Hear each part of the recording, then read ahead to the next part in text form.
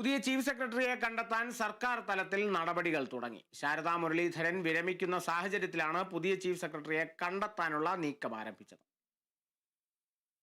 ഈ മാസം 30-നാണ് chief secretary Saradha Muraleedharan സർവീസിൽ നിന്നും വിരമിക്കുന്നത്. പകരം ആളെ കണ്ടെത്താൻ തിരക്കിട്ട ചർച്ചകളാണ് മുഖ്യമന്ത്രി തലത്തിൽ നടക്കുന്നത്. 1989 ബാച്ചിലെ IAS ഉദ്യോഗസ്ഥനായ മനോജ് ജോഷിക്കാണ് ആദ്യ പരിഗണന നൽകുന്നത്. മനോജ് ജോഷി ഇപ്പോൾ കേന്ദ്ര ഡെപ്യൂട്ടേഷനിലാണ്. 2027 വരെ ഇദ്ദേഹത്തിന് സർവീസിൽ തുടരാനാകും. എന്നാൽ മുഖ്യമന്ത്രിയുടെ പ്രിൻസിപ്പൽ സെക്രട്ടറി KM എബ്രഹാമുമായുള്ള സ്വരച്ചേർച്ചയില്ലായ്മ കൊണ്ടാണ് മനോജ് ജോഷി ഇപ്പോഴും കേന്ദ്ര സർവീസിൽ തുടരുന്നത്.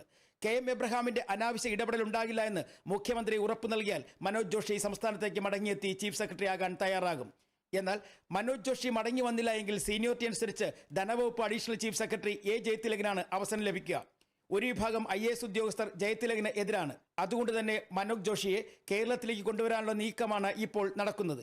A ജയതിലക് ചീഫ് സെക്രട്ടറി ആയാൽ N പ്രശാന്ത്, B അശോക് എന്നീ ഉദ്യോഗസ്ഥരുമായുള്ള ചേരിപ്പോര് ശക്തി പ്രാപിക്കാനാണ് സാധ്യത. ഇത് ഭരണനിർവഹണത്തെ ബാധിക്കാനുള്ള സാധ്യതയുമുണ്ട്. പ്രമോഷൻ തടഞ്ഞു വെച്ചിരിക്കുന്ന രാജു നാരായണസ്വാമി, രചന ഷാ എന്നിവർക്കും അവസരം നൽകുന്ന കാര്യവും സർക്കാർ ചർച്ച ചെയ്യുന്നുണ്ട്. ചീഫ് സെക്രട്ടറി നിയമനവുമായി ബന്ധപ്പെട്ട തീരുമാനം അടുത്ത മന്ത്രിസഭാ യോഗത്തിൽ ഉണ്ടാകും എന്നാണ് പ്രതീക്ഷിക്കുന്നത്. കേന്ദ്ര ഡെപ്യൂട്ടേഷനിലുള്ള മനോജ് ജോഷിയെ സംസ്ഥാനത്ത് എത്തിക്കാനാണ് മുഖ്യമന്ത്രിയുടെ ഓഫീസിന്റെ ശ്രമം. ചീഫ് സെക്രട്ടറി ശാരദാ മുരളീധരനൊപ്പം മുതിർന്ന IAS ഉദ്യോഗസ്ഥരായ ബിജു പ്രഭാകർ, റാണി ജോർജ് എന്നിവരും ഉടൻ വിരമിക്കുന്നവരുടെ പട്ടികയിലുണ്ട്. Kerala vision news, Thiruvananthapuram.